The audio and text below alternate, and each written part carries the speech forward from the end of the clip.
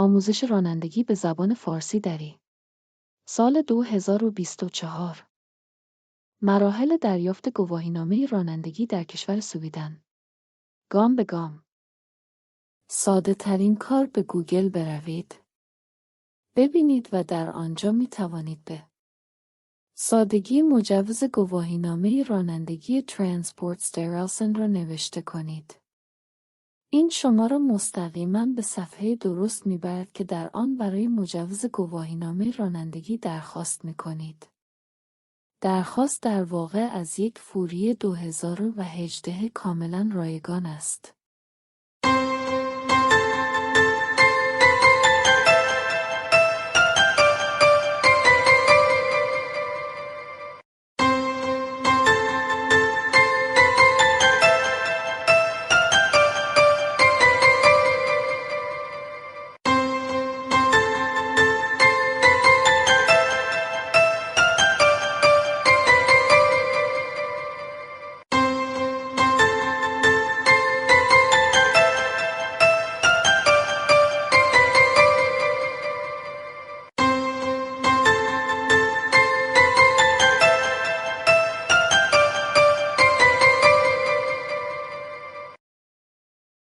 به این ترتیب باید مشخصات خود را پر کنید.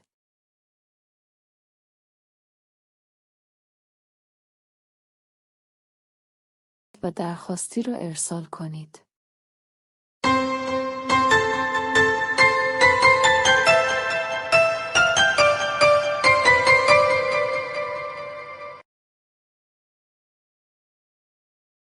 پس از انجام این کار، شما می توانید آزمایش بینایی را انجام دهید. موفق باشید.